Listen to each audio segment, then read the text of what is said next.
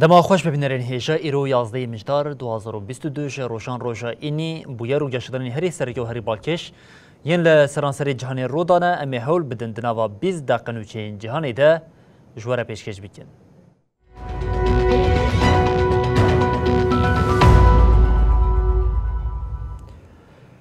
بله چارکنه دما خوش ببینرین هیجا ارتش روسیا لنوا خاک اوکراینی بردیل حساب خوین شاش ده پشت تکچوناوی یا لباکوری ولات نهاجی لروشلات ولات جه دربین خورد خواه خرسون یاکو یک جچار هربین روسی وکه پارچه که خاک ولات راگهاندی ایدی شدستی روسی دردکه و وزارت پاراسنیا روسی راگهاند که تواهی هزین وان جه خرسونی وکشیانه کیف جی جوی وکشینا هزین روسیه بفکاره او دفکره که او یک خفک به.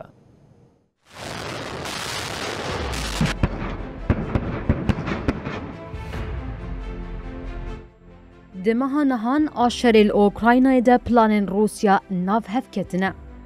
روسیا یکو تنی کاری بشک جخاکال روجلات ولات به دست خو بخه نهاجی هدی جوان هریمان ودکشه. هرما خرسون یکو خود استراتژیه که سرکیه جدست روسیا هاترخستن. На Херсонском направлении сегодня в 5 часов утра по московскому времени بردف که وزارت پاراستن یا روسیای ایگور کناشنکوف درباره روشا داویده به داخوینیه که چاپمنیه آگاهی پروکر. وزارت پاراستن یا روسیای راگهاند که لشکرینوان جهرما خرسون یا اوکراینایه که دمک دریج کنترل دکن به تمامی وکشیانه. لگور راپورا آژانسان اوچیان روسی تاسه وزارت ایرود داخویانی خویا چاپمنیه در راگهاند که همو هزو آلاوین روسی خرسونه بر بروجلات چمدین پروه هاتنه بگوهستن. وزارت دازانین که وکشین لگوری ساعت موسکو ساعت 5 بیکاتیه. موسکو گوت ج ایروپی و یک لشکرک روسی لبراوا روژاوی چمدنی پرو و پایتخت هرما خرسون جیلیه نمایه. دیکلداری کشتنا ددما تو بارانی ده تداخویانی نها داین. روسیا لویه که مکرهات که هزینوان جبرتنگاو بونه وکشیانه.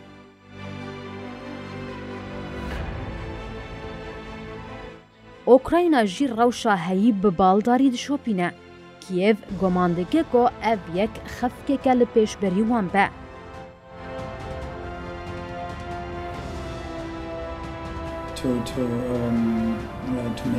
To give any definition to the case. بردف که کرملینه دیمیتری پسکوف ایرود داخویانیه که در راگهاند که وکشیناوان جه خرسونه و دستاتویا وان یا لحریمه ده تو گوهرتنه چینه که و او خرسون هینا وکه پرچک خاکاولات دبینه. روسیای پشتی رفراندوم مها ایلون خرسون و سه هرمندن این اوکراینای با آوائه که نقانونی بخواه گریده. ولاتین روژاوا و کیف آنین زمان که رفراندوم دبن زخته ده پیک هاتیه و لدجی حقوقا ناف نتویه. دولت هجوین آمریکا دخوازه جه کوریا باشور گولیان توپان بکره و بشینه اوکراینای لریوبریا سولی به آوه که گرم نیزی ویه که نابا او دخوازه بو مجارا لسر مجاری جی آمریکا زخته لینه که لیا دیار اوه دسر واشنطن ره وی 100,000 گولیان توپان جه کوریا باشور بکرین و جبو کیوی ورشاندن.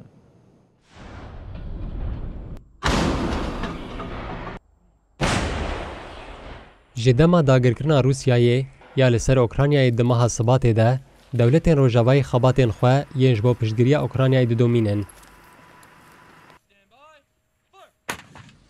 نوچه هری داویا واشنطن گۆ لەسەر بنگەها ڕایدارێکی ئەمریکیە ئەوە گۆ ئەمریکا دەخوازە ji Kurya Başûr topan bikire û ji Ukraynayê re bişîne.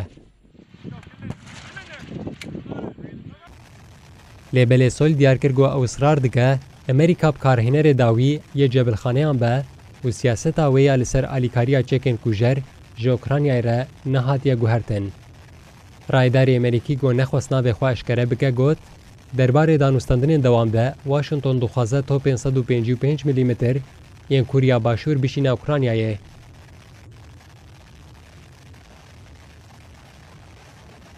Heman raydarî diyar kir got diravên înisiyatîfa ewlekariya ewlehiya Ukraynayê dikare ji bo kirîna van cebilxaneyan were bikaranîn.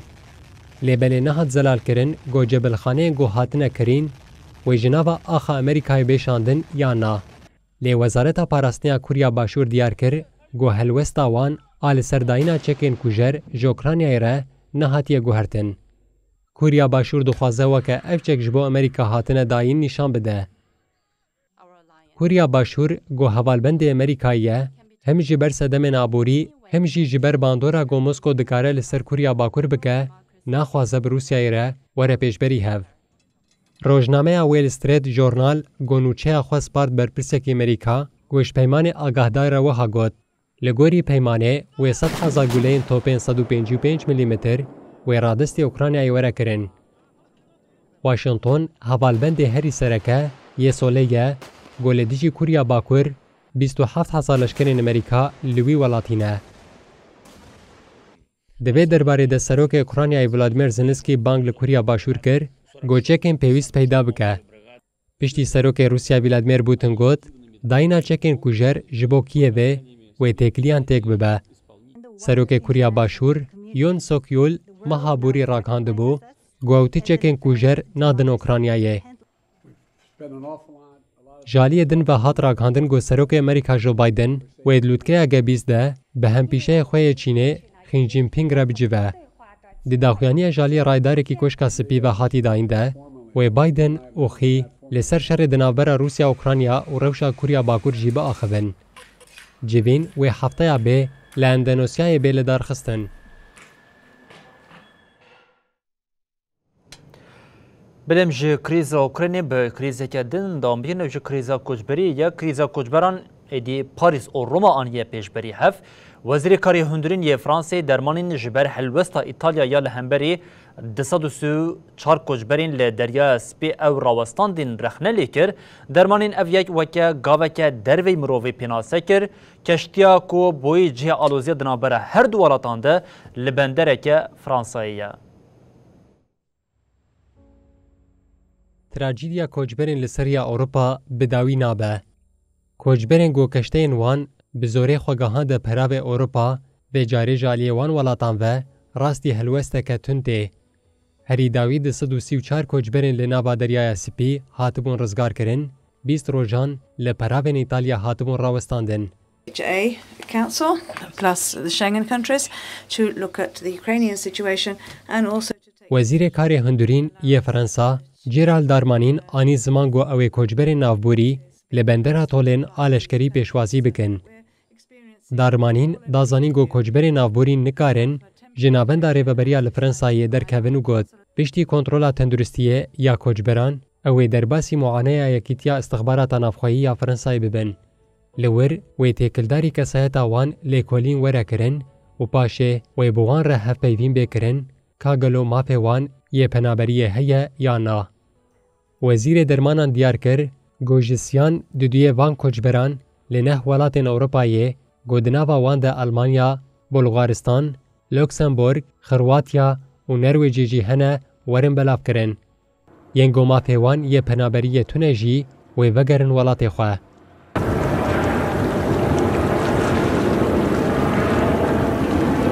Darmanîn balkişanda ser civîna Wezîrê Karê Hundir yê Ewropayê yên di rojên pêş de got İtalya bawayekî gelekî nemirovane tevger kir. Raydarên İtalyayê neprofesyonel bûn. 20 rojan ev keştî bê biryar hiştin.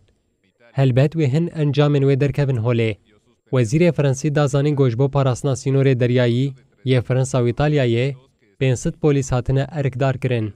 Un sistema de reubicación prevé que una docena de miembros de la Unión Europea چاپمنیا فرانسی راگهاند گۆڕایەدارên Parîsê ji bo pirsgirêkên tenduristiyê destûr dane 4 kesên di geşteya got di 134 koçber têde bûn ji Fransayê bê derxistin.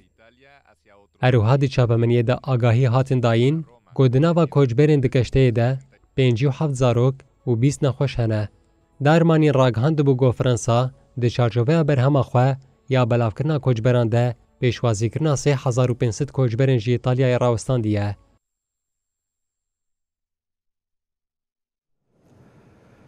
د هەلبژارتنین ناوبەرێکین لە دەولەتên یەکبوون ئەمریکایê de xewnên komargeran têk diçin li gorî encamên dawî ji bo komargeran li meclisa nûneran giştî bêxin destê xwe de pîwîstiya wan hîna bi 7 kursiyên din heye demokrat jî ji girtina senatoyê êdî bihêvî bûne.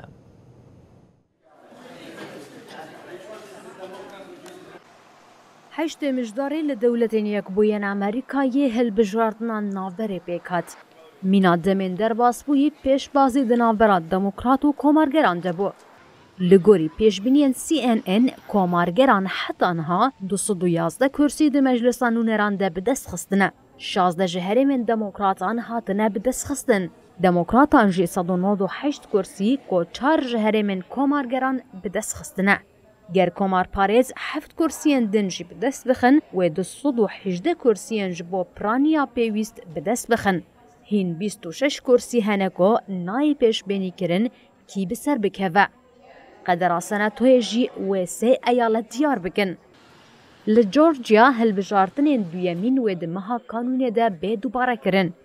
Ji ber di hilbijartinan de yek ji namzetan nekarî benda ji sedî pêncî derbas bike. Niha li senato komargeran 49 û demokratan jî 48 kursî heye. The New York Times diyar kir ku demokratên ku di hilbijartinên krêtîk ên senatoran de li New Hampshire û Pennsylvania de bi ser ketin bihêvîne ku ew ê kontrola senatoyê di destê xwe de bihîlin. Berveyekê hilbijartinên li Arizona û Nevada xwedî bandoreke zêde ye. Komarger ji bo li senatoyê bibin xwedî hêz herî kêm pêwîstî bi kursiyeke din heye. Lê encamên heta niha didin xuya kirin ku ev yek nepêkane.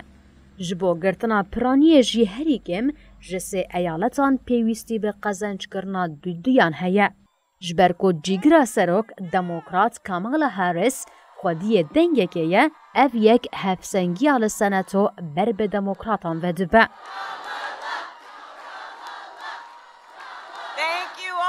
Senatorê demokrat Tim Kaine wiha got. Ez difikirim ku me derfeteke ciddî heye ku em piraniya xwe ya di senatoyê de ji pêncî ber bi pêncî û yekê ve zêde bikin. Analîza senatoyê Jessica Taylor jî pêşbînî kir ku demokrat dê her du kursiyên Arizona û Nevada bi dest bixin.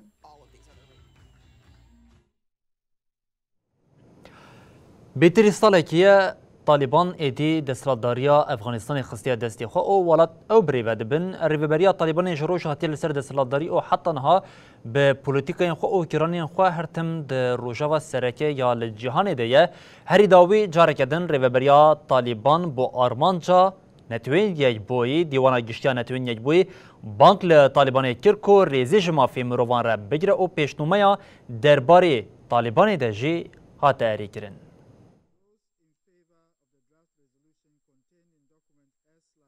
Li Efxanistanê xeyalên azadiyê bi serweriya Talîbanê ya li ser welat re têk çûn.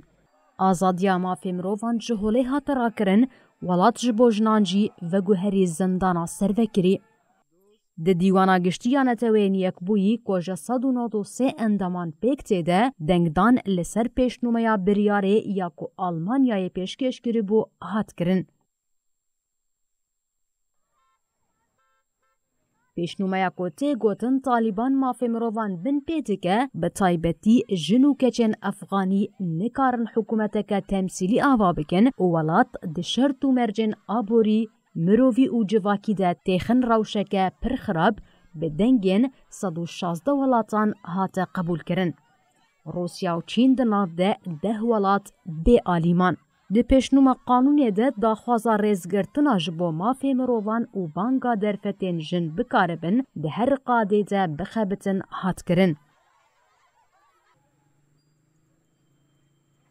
Di pêşnûmeya qanûnê de hat diyarkirin ji ber bin pêkirinên mafê mirovan ên li dijî jin û keçên Efxanî bifikare ji Talîbanê hat xwestin ku siyaset û pêkanînên ku mafê mirovan sînordar dikin paş ve vekişînin. Di vê navberê de Rûsya û Çîn banga lêpirsînê li ser leşkerên biyanî û tawanên wan li Efxanistanê kirin. Balyoza Almanyayê ya li netewên yekbûyî Antje Lendertz di axaftina xwe ya li dîwana geştî de diyar kir ku heta mafê mirovan neyê parastin û rêz neyê nîşandan rêveberiyeke berfireh neyê pêşxistin û li dijî terorê têkoşî neyê dayîn. Piştî ku Talîbanê pazdê tebaxa 2021 dest bi kontrolkirina welat kir, diwarê kar, perwerde û hin qadên din ên civakî de ji jinan re astengî derxist. Ev yek tenê di qada navnetewî de weke bertek derket. Talîbanê li welat xwendina keçan ya ji pola şeşemîn û jortir qedexe giribû. Talîbanê daxuyaniyeke giştî nedaye ku keç û jin ji çalakên werzişî hatine qedexe kirin. Lêbelê dema ku ji bo beşdarbûna keç û jinan li salonên werzişxane, kulûb û karsaziyên fermî an nefermî têne darizandin, gelek caran bin çavkirin tên kirin. Di navbera Etiyopya û Tigrayê de gav bi gav êdî alûziya heyî bidawî dibe. Hikûmeta Etiyopyayê ragihand ku ji sedî heftê herêma Tigrayê dibin kontrola artêşê de ye hîna danûstandinên di navbera aliyan de li Kenyayê dewam dike. Piştî 2 salên bi êş û koçberiyê dagirtî li asoyên Etiyopya aramî xuya dike.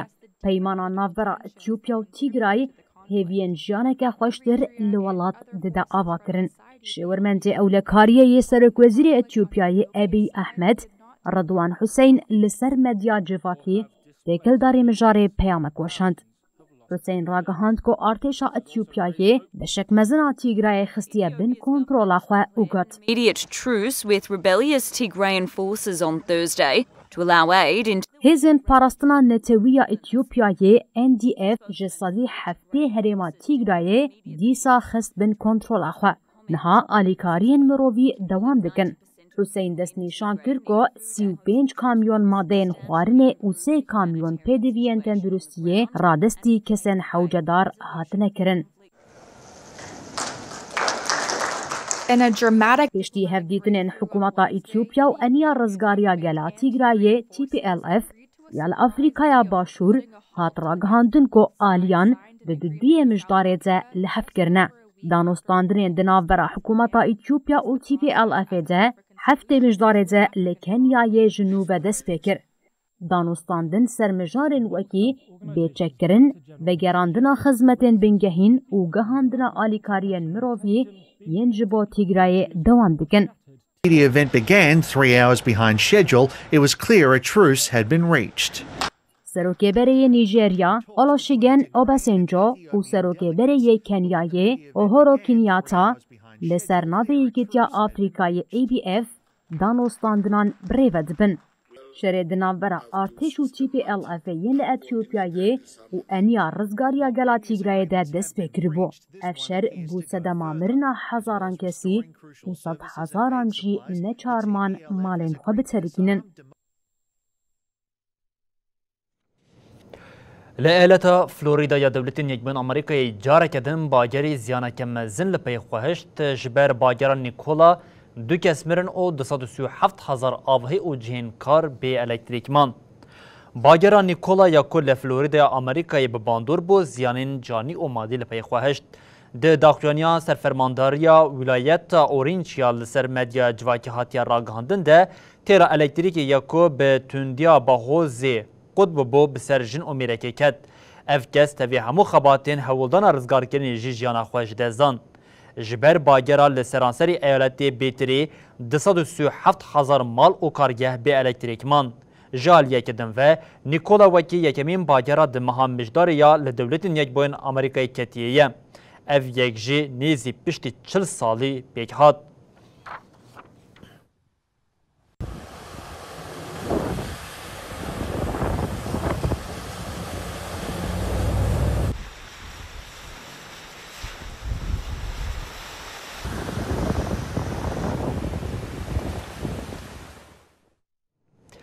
ولی بیدر هجان نوچرمین جانی لیور بداوی دبن و هم دبیجن حتی روژا دوشه میجاری کردن ورن پیشیا و ببینن درام خیر و خوشیه ده هر شاد و بختار